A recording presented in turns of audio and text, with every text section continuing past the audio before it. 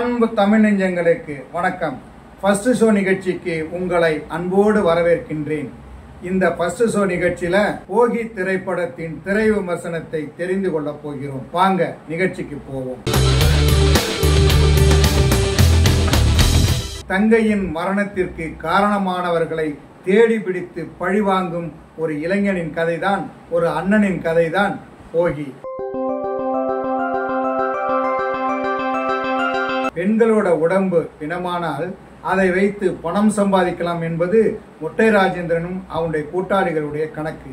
அதாவது நிறைய பெண்களை ஆபாசமாக படம் எடுத்து விற்பார்கள். அது வெளிநாடு வரைக்கும் விற்பனையாகும். இவர்களை ஆதாரத்துடன் பிடிக்க முயல்கிறது காவல்துறை. இது இந்த புறம் இருக்க, இன்னொரு புறம் நாயகன் நபிநந்தியும் அவரது நண்பன் சரத்தும் சேர்ந்து அந்த கொலையாளிகளை வேட்டையாட தீவிரமாக களம் இறங்குகிறார்கள். இந்த நிலையில் தனது சிறுவயது தோழியை சந்திக்கிறார் நபிநந்தி. அவர் தன்னை காதலிக்கிறார் என்பதை தெரிவிக்கிறார். இவருக்கும் காதல் இருக்கும்.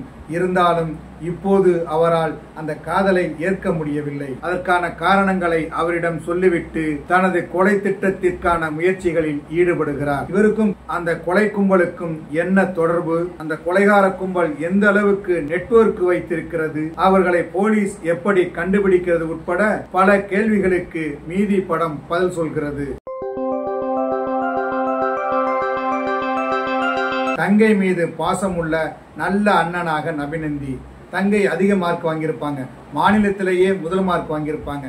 அதனால அவர் மருத்துவம் படிக்க சென்னைக்கு அழைச்சிட்டு வர்றாரு. தங்கையை பாதுகாக்க சென்னையிலேயே வேலை செய்து கொண்டு தங்குகிறார். சிறு வயதுல தன்னை காதலித்த பெண் சென்னையில் இருப்பதால் அவரை தேடி ஓடுகிறார் நபிநந்தி. தங்கை நல்லா இருக்கணும், படிச்சுட்டு வரணும், ஊருக்கே வைத்தியம் பார்க்கணும் அப்படின்னு நினைத்து கண்ணும் கருத்துமாக தங்கையை பாதுகாப்பார். இருப்பினும் தங்கையின் மரணம் அவரை நிலைகுலைய செய்கிறது.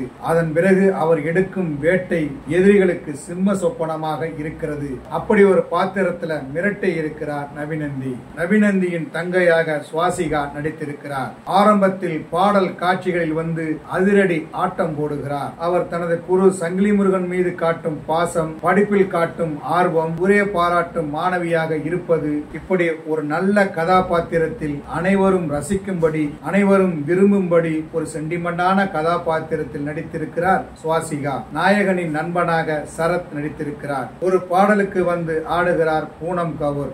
வில்லனாக புதிய தோற்றத்தில் வந்து மிரட்டி இருக்கிறார் மொட்டை ராஜேந்திரன். காவல்துறை அதிகாரியாக வேல ராமமூர்த்தி, ஆசிரியராக சங்கிலி முருகன், பொய்கேசில் மாட்டிக்கொள்ளும் MS பாஸ்கர் என படத்தில் நிறைய பேர் நடித்திருக்கிறார்கள். எல்லோருமே அவர்களுடைய பாத்திரத்தை சிறப்பாக செய்திருக்கிறார்கள்.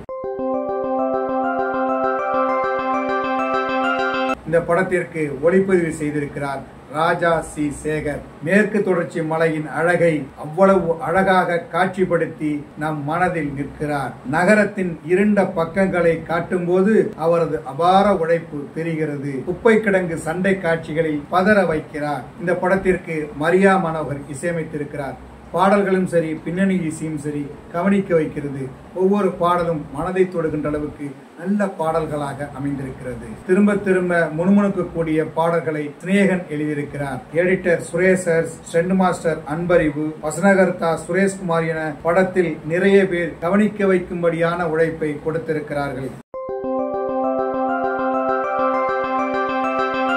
இந்த படத்தின் கதை எழுதி இயக்கியிருக்கிறார் S. விஜயசேகரன். படிக்க செல்லும் பெண்ணை எப்படி இந்த உலகம் அவரது வீட்டுக்கு அனுப்புகிறது என்பதையும், பிணமான பெண்களை வைத்து இந்த உலகம் எப்படியெல்லாம் பணம் பார்க்கிறது என்பதையும் வைத்து திரைக்கதை அமைத்து ஒவ்வொரு காட்சியையும் நூல் பிடித்த மாதிரி சொல்லி இருக்கிறார். இந்த விஞ்ஞான வளர்ச்சி எவ்வளவு பெரிய கலாச்சார சீர்கேடுகளை உருவாக்குகிறது என்பதையும் பொட்டில் அரைந்தார் போல் சொல்லி இருக்கிறார். நெஞ்சை பதற வைக்கும் அளவுக்கு சொல்லி இருக்கிறார். பணம் சம்பாதிக்க எவ்வளவோ வழிகள் இருக்கு, அதையெல்லாம் விட்டுவிட்டு இப்படி கேவலமாக ஒரு பிழைப்பு நடத்தலாமா அப்படின்னு கேள்வி கேட்பதோடு ஒரு நல்ல தீர்வையும் சொல்லி இருக்கிறார் இயக்குனர். ஒரு நல்ல கதை, அதற்கான திரைக்கதை, அருமையான நடிகர்களை வைத்து சிறப்பாக படம் எடுத்து இந்த படத்தை பார்க்கின்ற வகையில் கொடுத்திருக்கிறார் இயக்குனர். நல்ல படங்களை விரும்பி பார்க்கும் ரசிகர்கள் இந்த படத்தை பார்க்கலாம், ரசிக்கலாம். என்ன நேயர்களே, போகி திரைப்படத்தின் திரை விமர்சனத்தை தெரிந்து கொண்டீர்களா? சரி, தமிழ் வலைக்காட்சியை தொடர்ந்து பாருங்கள். தமிழ் வலைக்காட்சியை லைக் பண்ணுங்க, ஷேர் பண்ணுங்க, கமெண்ட் பண்ணுங்க, சப்ஸ்கிரைப் பண்ணுங்க. தமிழ் வலைக்காட்சியின் புதிய அப்டேட்டுகள் உடனுக்குடன் உங்களுக்கு தெரிய வர அருகில் உள்ள பெல் பட்டனை மறக்காமல் அமுக்குங்க. கலை இலக்கியம் யாவும் மக்களுக்கு.